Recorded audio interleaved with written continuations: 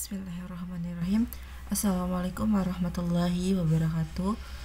Baik, di sini saya Putri Salsabila dengan NIM 21043052, di mana pada video ini saya buat untuk memenuhi tugas pertemuan ke-12 mata kuliah Akuntansi Keuangan Menengah 2 dengan dosen pengampu Ibu Salma Taqwa. Pada pertemuan kali ini saya akan membahas salah satu soal pada pekan ke-10, di mana soal tersebut membahas mengenai saham treasury.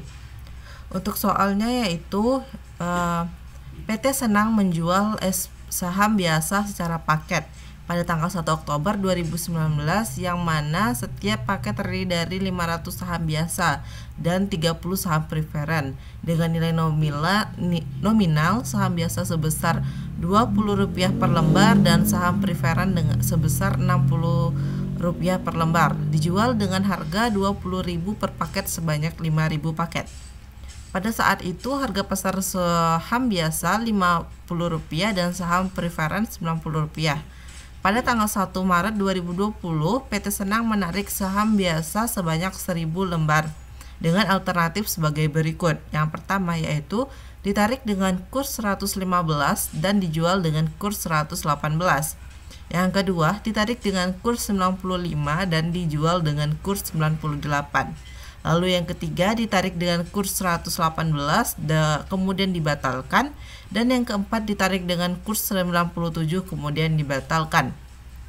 Lalu dari pemaparan di atas yang diminta, yang pertama yaitu catatlah transaksi tersebut dengan metode A, par value method, dan yang B yaitu cost method. Lalu yang kedua, dan sajikanlah pengaruh setiap alternatif terhadap penyajian akun ekuitas di LPK. Langsung saja kita masuk pada pembahasan yang pertama, yaitu mengenai catat transaksi. Sebelum kita mencatat transaksi, kita harus membuat jurnal pada tanggal 1 Oktober 2019. Maaf, di sini ada typo, yaitu 1 Oktober.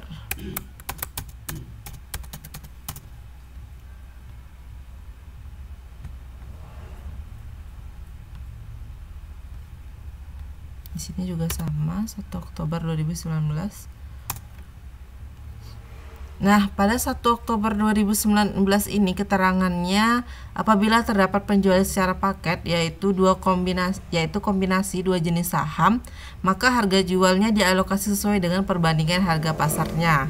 Nah, kita lihat di sini harga jual obligasinya yaitu Rp20.000 dengan 5.000 paket. Ini ada di soalnya ya. Rp20.000 dengan 5.000 per paketnya. 5.000 paket. Rp20.000 per paket. Dapat di sini harga jual obligasinya yaitu sebesar 100 juta. Dengan alokasi harga jual di sini ada dua, yaitu saham biasa dan juga saham preferen. Di sini terdapat perbandingannya. Maka terdapatlah perbandingan dari saham biasa yaitu 90,25% dan saham preferen yaitu 9,75%. Dengan harga pasar saham biasa 125 juta dan saham preferen sebesar 13.500 dengan total 138.500. Nah, di sini dapat terlihat yaitu alokasinya ya. 92.52708 dan 9.747.292 rupiah. Lalu kita lihat di sini jurnalnya yaitu pada tanggal 1 Oktober 2019, kas dan bank sebesar 100 juta, modal disertor saham biasa. Di sini kan kita lihat nih 50 juta. 50 juta itu didapatkan dari 5.000 paket dikali 500 lembar dikali 20 dengan nilai nominalnya 20. Lalu tambahan modal di store di sini dapat dilihat yaitu dikurangin dari alokasi dikurang dengan modal saham di store-nya. Begitu juga dengan modal di store saham preferen, dilihat dari 5.000 paket dikali 30 lembar dikali Rp60.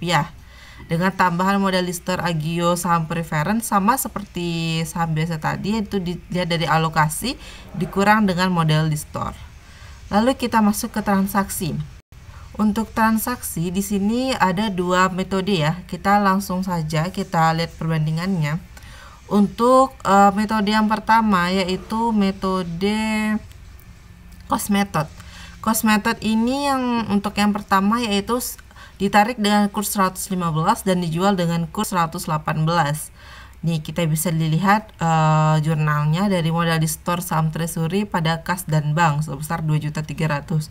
Kalau pada nanya di mana dapat 2.300.000, itu dapat dilihat dari sini.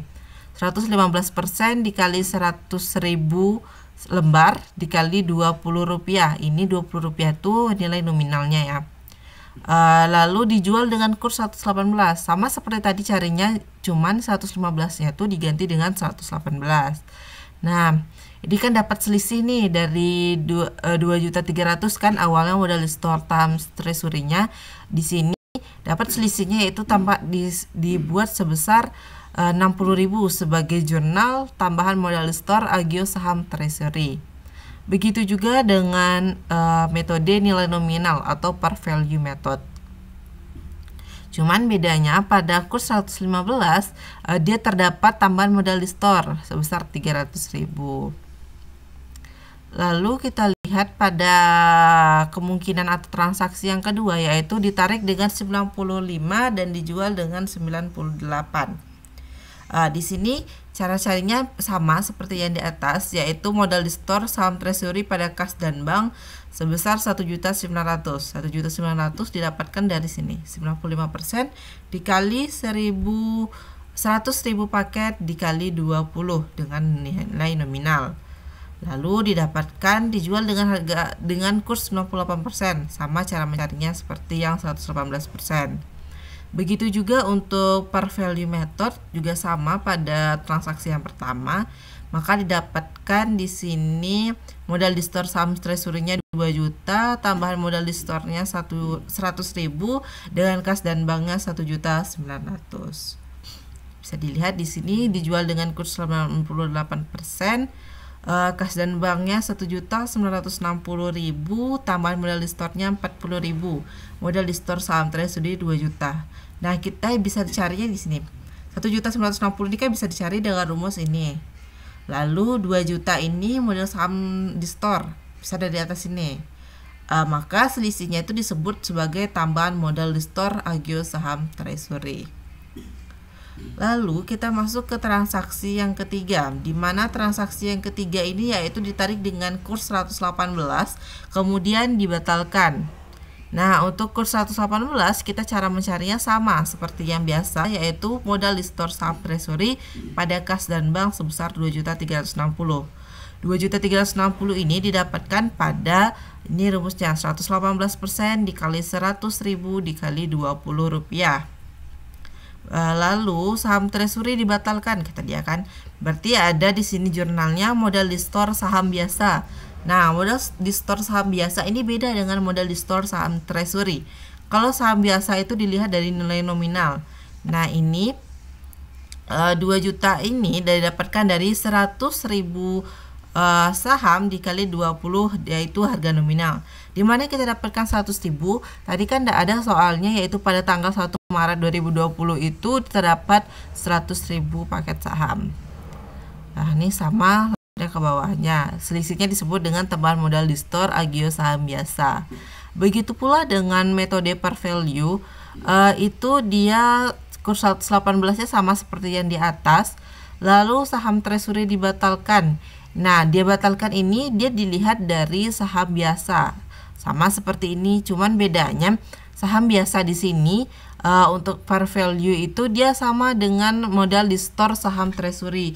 Jadi dia tidak dapat selisih. Berbeda dengan pada metode cost. Kalau pada metode cost method itu dia ada selisih, maka terdapat jurnal tambahan modal di store. Lalu untuk transaksi yang ketiga yaitu ditarik dengan kurs 97 kemudian dibatalkan.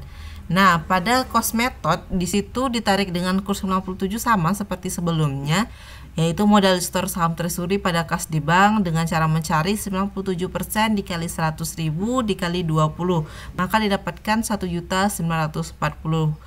Bedanya di sini saham treasury dibatalkan itu hampir sama juga carinya seperti yang transaksi ketiga.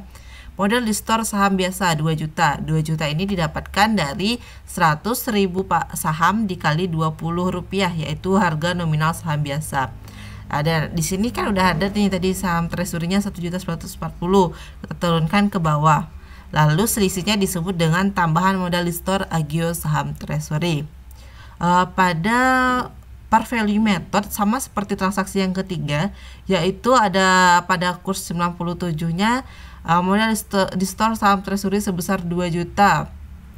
Lalu kas dan banknya 1.940.000. Ini didapatkan dari rumus ini tadi. 2 juta ini udah sahamnya dengan saham treasury. Lalu saham treasury dibatalkan. Nah, ini kan dibatalkan. Ini nilai nominalnya 2 juta. Saham treasury-nya 2 juta. Berarti dia nggak ada selisih, maka tidak ada jurnal tambahan modal di store. Nah, gitu aja pembahasan dari saya. Nah, sebelumnya kita bisa lihat juga di sini saya beri keterangan di mana pada metode cost saham treasury dicatat debit sebesar cost-nya. Nah, ini kan cost-nya nih didapatkan dari rumus ini. Lalu untuk keterangan di par value method tadi ada saya buat di sini keterangannya.